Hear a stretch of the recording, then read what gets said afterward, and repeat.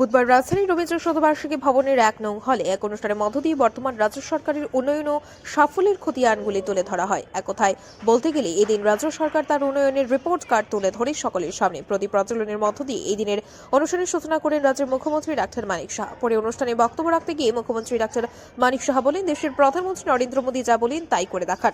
রাজ্য সরকারও সেই দিশাতে কাজ করছে। প্রধানমন্ত্রী ত্রিপুরাকে রাজ্যকে হীরা মডেল দেওয়ার ঘোষণা দিয়েছিলেন। হীরা মডেল বলতে গেলে প্রথমে আসে হাইওয়ের কথা। রাজ্য বর্তমানে ৬টি জাতীয় সড়কের কাজ চলছে। নতুন করে আরো ৭টি জাতীয় সড়কের জন্য অর্থ বরাদ্দ করা হয়েছে। ৪টি রোপওয়ের জন্য অর্থ বরাদ্দ করা হয়েছে। চুড়াইবাড়ি থেকে আগরতলা পর্যন্ত জাতীয় সড়ক ফোরলের করা হচ্ছে। এই সকল কাজের জন্য ১০,২২২ কোটি টাকা বরাদ্দ করা হয়েছে। ইন্টারনেটের ক্ষেত্রে দেশের মধ্যে তৃতীয় গেটওয়ে হতে যাচ্ছে ত্রিপুরা রাজ্যে। আপনারা দেখেছেন প্রধানমন্ত্রী জি বলেছিলেন ত্রিপুরাকে হীরা মডেল বানাবে। তো হীরার কথা বলতে গেলে হাইওয়ের কথাই প্রথমে আসে। ত্রিপুরাতে ন্যাশনাল হাইওয়ে ৬টা ন্যাশনাল হাইওয়ের কাজ চলছে। এর মধ্যে আরও ৭টা ন্যাশনাল হাইওয়ে অর্থ বরাদ্দ হয়েছে, 4টা রোপওয়ের যে অর্থ বরাদ্দ হয়েছে। শুধু তাই না, আমাদের যে NH-08 যে ন্যাশনাল হাইওয়ে, আমাদের লাইফ লাইন যেটাকে বলে, সেটা যে নর্থের থেকে আগরতলা পর্যন্ত আসে, সেটাও 4 লেন হচ্ছে, তারও অর্থ বরাদ্দ হয়েছে। গুয়াহাটিতে যখন আমি যাই, সেখানে মাননীয় আমাদের যে ইউনিয়ন মিনিস্টার ছিলেন গডকারিজি, ওনাকে যখন আমি রিকোয়েস্ট করি, ডায়াসের মধ্যে উনি সাথে সাথে সে অর্থ বরাদ্দ করেছেন প্রায় ১০,২২২ কোটি টাকা।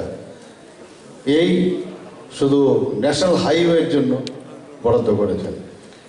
আমরা ইন্টারনেটের কথা যদি বলি, ইন্টারনেট তৃতীয় স্ট্রংগেস্ট গেটওয়ে আমাদের ত্রিপুরাতে, ভারতবর্ষের মধ্যে।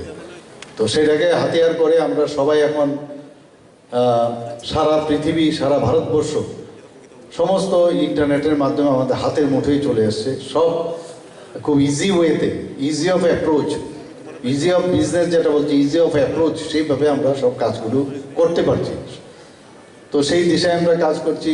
যেখানে রেলওয়ের কথা বলেছেন আমাদের মাননীয় উপমুখ্যমন্ত্রী, বলেছেন যে প্রায় 11টার মতো এক্সপ্রেস ট্রেন সারা প্রদেশে ত্রিপুরার থেকে এখন যাচ্ছে বাইরে।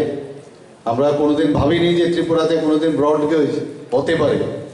গুটি গুটি পায়ে মিটার গেজ ছিল আগে ধর্মনগর পর্যন্ত। সেই জায়গায় কোনো দাবি দাওয়া ছাড়াই প্রধানমন্ত্রী নরেন্দ্র মোদীজি যখন, অটল বিহারী বাজপেয়ী যখন বললেন যে লুক ইস্ট পলিসি, সেই জায়গায় উনি অ্যাক্ট ইস্ট পলিসি যখন করেছেন, সেই দিশায় আজকে শুধু আগরতলায় না, একদম আমাদের সাবরুম পর্যন্ত ব্রডগেজের লাইন উনি বিছিয়ে দিয়েছেন।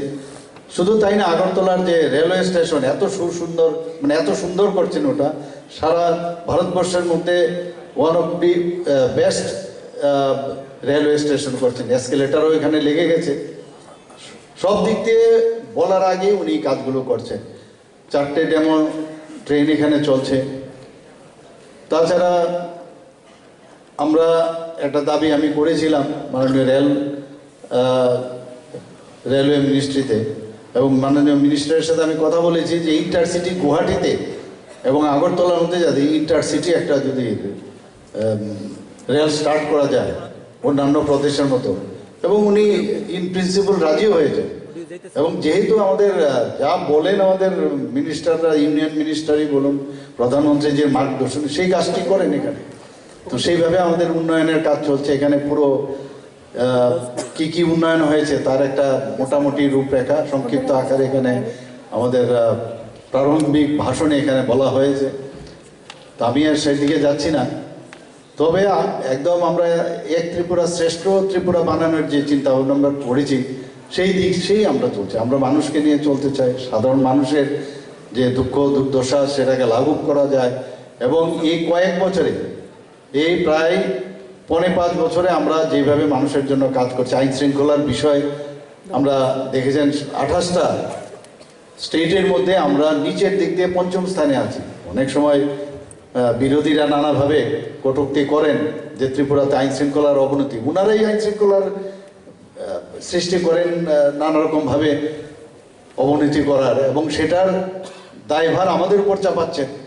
ওনারা সারা জীবনে এইভাবে কাজ করে গেছেন, ওদের ইতিহাস সবাই জানেন। এর আগেও যে আরেক পার্টির সরকার ছিল, তারাও সেই উশৃঙ্খলতার মধ্যে কাজ করে গেছে।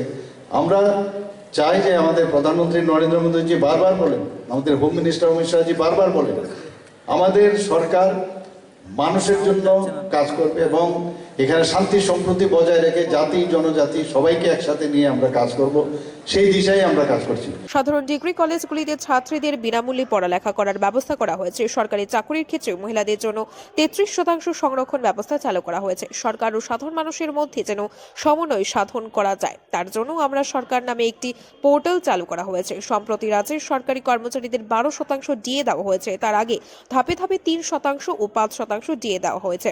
তার জন্য কাউকে আন্দোলন করতে হয়নি। বর্তমান সরকার যা বলে তাই করে বলে দাবি করেন মুখ্যমন্ত্রী ডাক্তার মানিক সাহা।